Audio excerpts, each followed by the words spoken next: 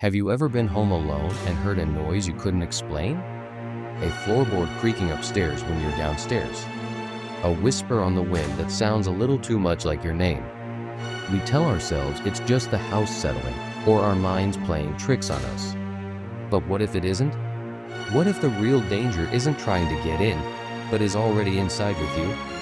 Tonight, we're going to explore 3 true stories of people who found themselves in that very situation. These aren't campfire tales. These are real-life home alone horror stories that will make you double-check your locks and question every shadow. Our first story takes us to a quiet town in North Carolina in 2008. A university student, whose name has been withheld for her privacy, was living alone in an off-campus apartment. It was a cozy place, her first taste of real independence. But that feeling of freedom would soon curdle into a suffocating fear. It started with small things. A hairbrush moved from where she left it. The thermostat turned down, leaving a chill in the air. She initially dismissed it as forgetfulness, the stress of her studies making her absent-minded. But then came the clothes. Items from her laundry basket would vanish, only to reappear days later, neatly folded in her closet. One evening, while studying late, she heard a faint scratching sound. It seemed to be coming from inside her own closet. Her heart pounded in her chest. She tried to rationalize it, a mouse maybe? Gathering her courage, she flung the closet door open. Nothing, just her clothes hanging silently. She let out a breath she didn't realize she was holding. But as she turned to leave, something caught her eye. A small, almost imperceptible smudge on the back wall of the closet. Days turned into weeks, and the strange occurrences escalated. She started feeling like she was being watched, the unsettling feeling of eyes on her back when no one was there. Her friends told her she was just stressed, that living alone was getting to her. But she knew it was something more. This feeling led her to start researching similar true scary stories online, trying to find an explanation, any explanation, for what was happening. The breaking point came on a cold February night. She was trying to sleep, but a strange clicking noise kept her awake. It was rhythmic, persistent, and seemed to be coming from the closet again. This time, she didn't get up. She lay frozen in her bed, listening. The clicking stopped and was replaced by a soft, almost inaudible humming. It sounded like a man's voice.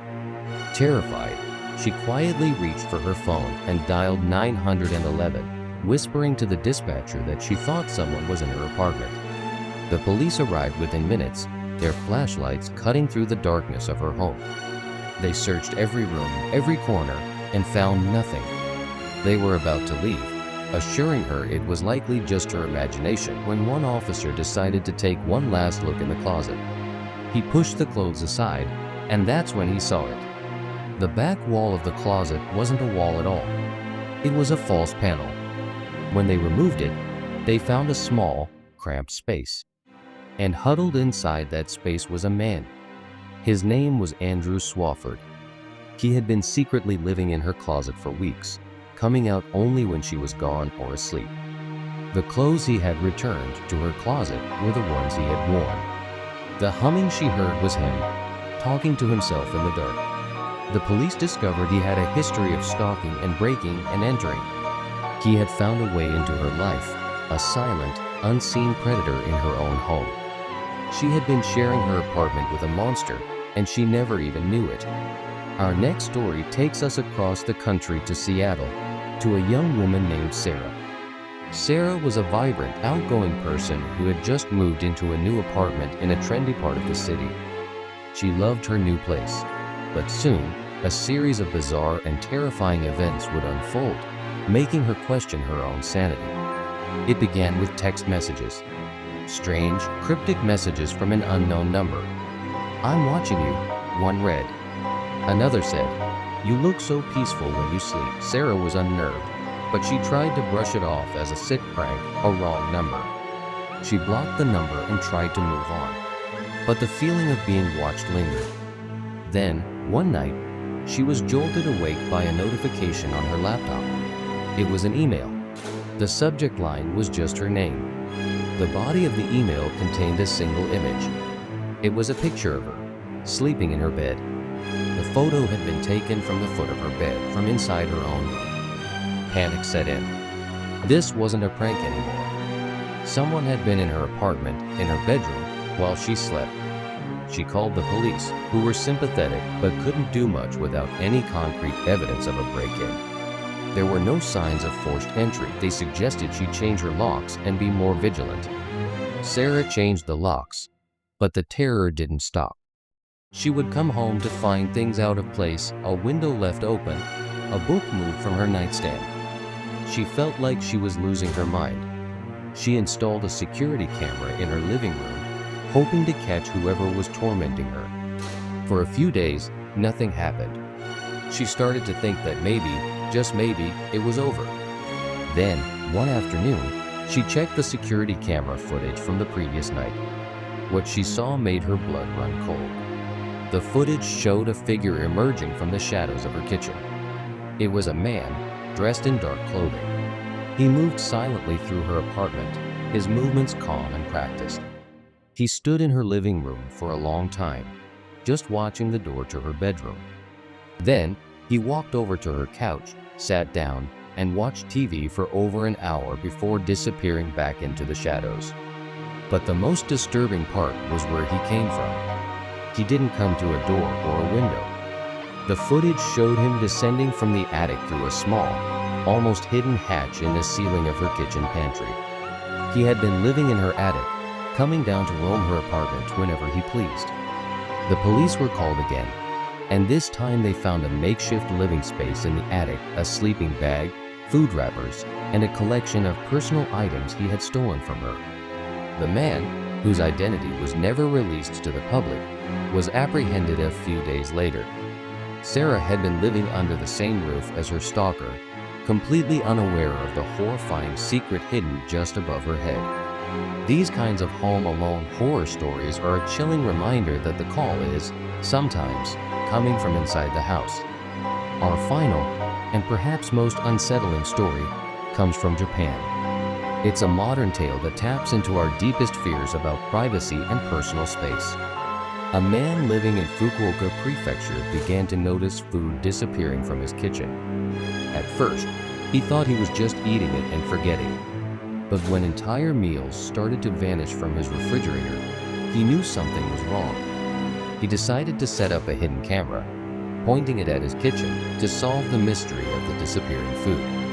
He expected to catch a glimpse of a particularly bold mouse, or perhaps a simple explanation he had overlooked. He went about his day, and when he returned home, he sat down to review the footage. The footage showed his empty kitchen for hours. Then, as night fell on the video, a cabinet door slowly creaked open. But it wasn't a cabinet for dishes or food. It was a top-level, deep storage cabinet that he rarely ever used. From this small, dark space, a woman emerged. She was thin and moved with a quiet, almost ghostly grace. The footage showed her moving to his refrigerator, taking out food, and eating it. She used his bathroom, and then, most disturbingly, she carefully cleaned up after herself, leaving no trace of her presence. Before dawn, she retreated back into the small cabinet, pulling the door shut behind her. The man was horrified. He had been living with a complete stranger in his apartment for who knows how long. He immediately called the police. When they arrived, they opened the cabinet and found the woman, Tatsuko Horikawa, 58, curled up inside. She had a small mattress and some bottles of water. She told the police that she was homeless and had been living in his apartment for over a year. She had first entered when he had left his door unlocked one day, and had been living in his closet ever since, moving from one hiding spot to another. She had learned his schedule, his habits, and had managed to live a secret life, just feet away from him, for an entire year. He had never once suspected that he wasn't alone. 3 stories, 3 different people, 3 terrifying invasions of the one place we're all supposed to feel safe. These stories remind us that the creaks and groans of a house aren't always innocent. They remind us to trust our instincts, to listen to that little voice in the back of our head that tells us something is wrong.